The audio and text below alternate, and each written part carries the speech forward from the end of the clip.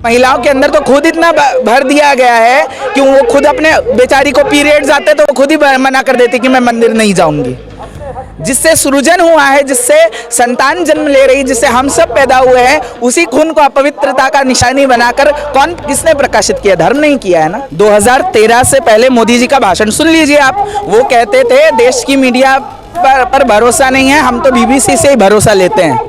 आज बीबीसी नहीं तो डॉक्यूमेंट्री निकाली। और कोई देश बनना ही नहीं चाहिए भैया, सीमाएं हटा दो, सिर्फ मोहब्बत रहने दो। मेरे देश की किसान आए हैं, मेरे देश के मछुआरे आए हैं, मेरे देश के कुली आए हैं, इनके कंधे पर देश का बोझ उठता है, उनके ऊपर आप बैरिकेड लगा रहे हैं। नमस्कार, मैं Saumya Mishra, live TV India में आप सभी का स्वागत है। अभी इस वक्त हम मौजूद है जंतर मंतर पे, जहाँ पे प्रोटेस्ट हो रहा है। लोगों का झंडा है, लोगों ने झंडा उठाया है, नारा लगाया है कि संविधान बचाना है। और हमारे साथ मौजूद है रितु जी। रितु जी, आप बताइए, आपको क्या लगता है संविधान को किस चीज़ का खतरा है? संविधान को वही खतरा है जो संविधान बनते समय खतरे में आ रहा था। क्योंकि जब संविधान बन रहा था तब भी कुछ लोगों को ऐसा मानना था कि हमें संविधान की क्या ज़रूरत, अपन के पास तो मनुस्मृति है। तो जिसकी आइडियोलॉजी तब इतनी कमतर थी, आज वो शक्ति के रूप में सत्ता में स्थापित हो चुकी है। तो हमें उसी से दिक्कत है कि भैया संविधान की मूल भावना जो पंथनिरपेक्ष है, लोकतंत्रात्मक है, समतामूलक समानता की बात करता है, और सबसे ज़रूरी कि वो आखिरी लाइन लिखता है कि इन सब में व्यक्ति की गरिमा, हर व्यक्ति को एक सम्मान के साथ जीने का जो अधिकार है उसको सुनिश्चित करता है। तो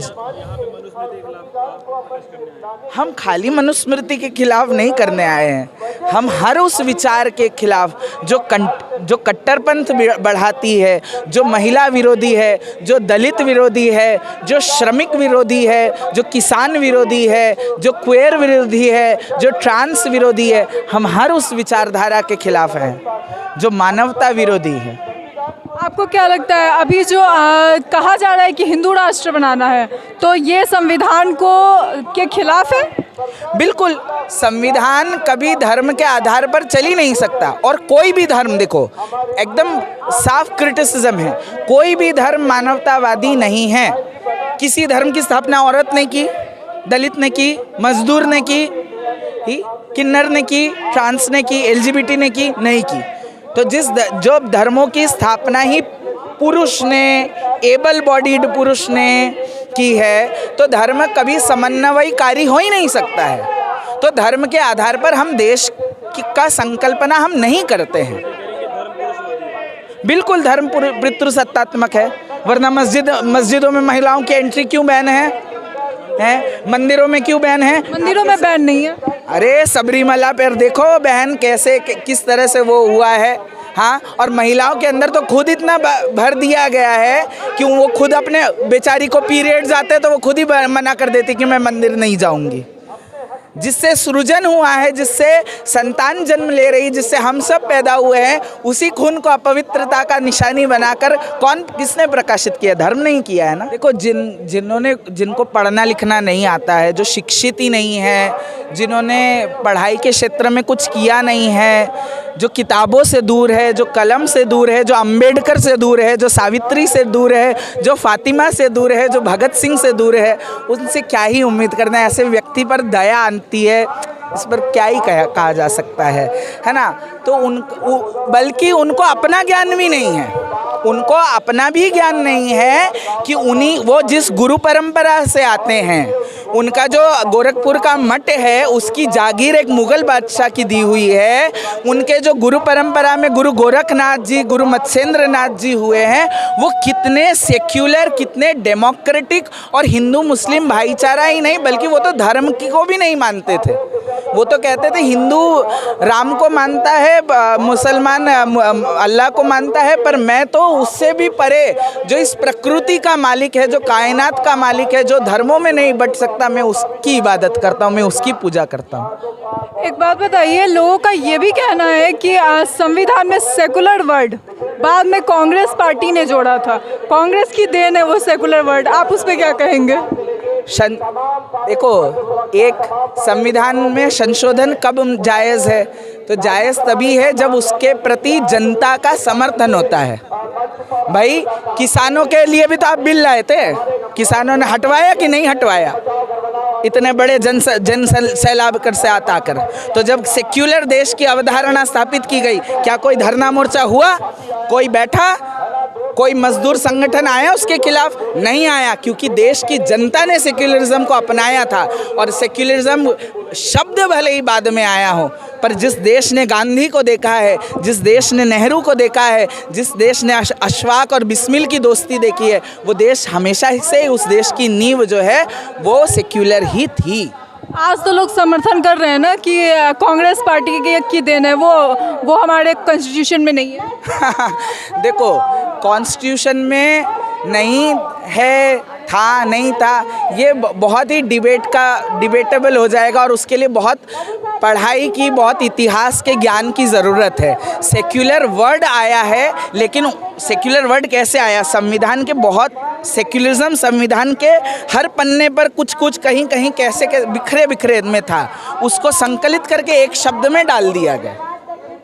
तो वो पिरोया गया, जैसे एक दूर पड़ी हुई मोती को दूर खिले हुए फूल को आप उठाकर एक माला में डालते हैं, तो दो फूल जो यहाँ उगे वो एक साथ पिरो के एक हो जाती है और एक खूबसूरत माला बन जाती है।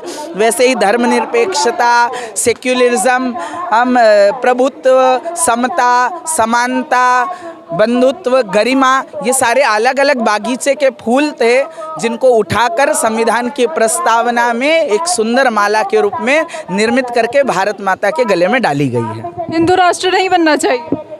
हिंदू राष्ट्र भी नहीं बनना चाहिए, मुस्लिम राष्ट्र भी नहीं बनना चाहिए, ईसाई राष्ट्र भी नहीं बनना चाहिए, पूंजीवादी राष्ट्र भी नहीं बनना चाहिए, अमीरों का राष्ट्र नहीं बनना चाहिए।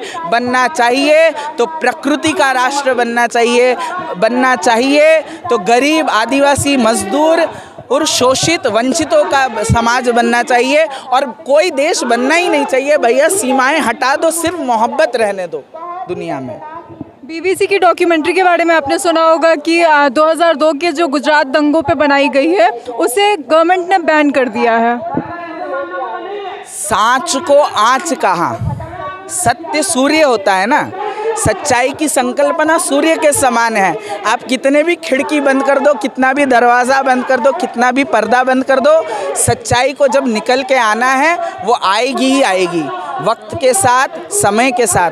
देर है, अंधेर नहीं है। तो वही हुआ है, सच्चाई बाहर आई है, सच्चाई दिखेगी। आप कह रही हैं सच्चाई है, सरकार का कहना है, सेंट्रल गवर्नमेंट और विदेश मंत्री का कहना है, मंत्रियों का तो कहना है कि वो इन्फ्लुएंस कर रहे हैं, गलत प्रभाव डाल रहे हैं लोगों पे। भाई 2013 से पहले मोदी जी का भाषण सुन लीजिए आप। वो कहते थे देश की मीडिया पर भरोसा नहीं है, हम तो बीबीसी से ही भरोसा लेते हैं। आज बीबीसी नहीं तो डॉक्यूमेंट्री निकाली है, तो मानो। तो क्यों मान नहीं रहे हो? हाँ, और देखो बैन कौन करवाता है? गांधी ने कभी अपने खिलाफ बोलने वाले लोगों को चुप नहीं करवाया। अगर गांधी चाहते तो गांधी के पास इतना क्षमता थी कि उनके खिलाफ बोलने वाले को वो अगर बैन कर देते तो दुनिया में कोई उसके पास नहीं जाता। पर बड़े बड़े क्रिटिसिज्म गांधी अपने मुंह पर झेलते थे। नेहरू के खिलाफ तो दिनकर ने सभा में कविता पढ़ी थी उनके शांति नीति के विरुद्ध में, है ना?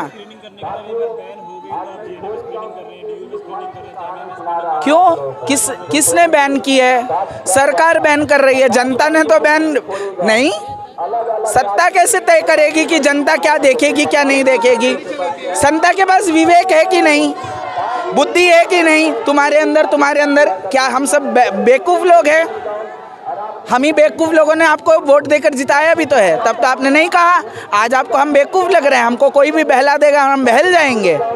हाँ, जब आपके बनाए हुए डॉक्यूमेंट्री देखते हैं उनको भी देखने दो, बीबीसी वाला भी देखेंगे।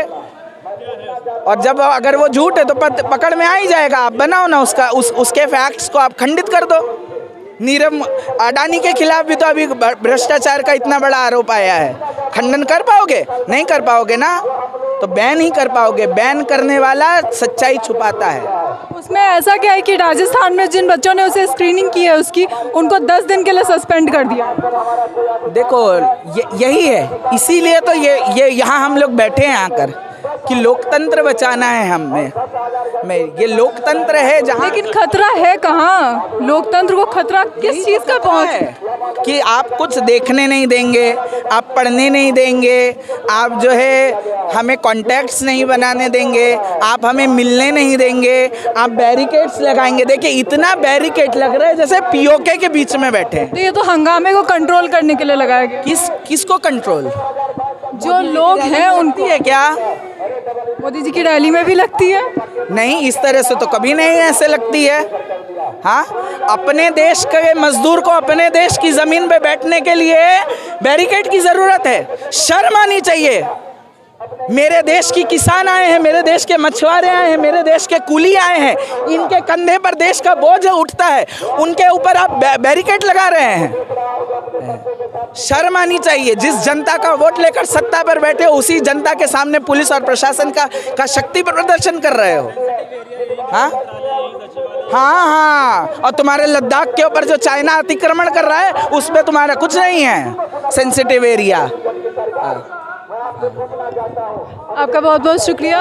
तो देख सकते हैं कि जितना ज़्यादा मतलब बैन लगाया जा रहा है चीज़ों को, उतनी लोगों की क्यूरियोसिटी बढ़ रही है। और बात वो नहीं है, बात ये है कि आखिरकार क्यों बैन लगाया जा रहा है, और संविधान पे सवाल उठाना पड़ रहा है। संविधान की सिक्योरिटी पे, जो संविधान लोगों को सिक्योरिटी देता है, उस संविधान की सिक्योरिटी पे सवाल आज उठ गया है। ऐसी घटनाएं क्यों हो रही हैं और इस तरह का माहौल क्यों बनता जा रहा है? मैं सौम्या मिश्रा, धन्यवाद।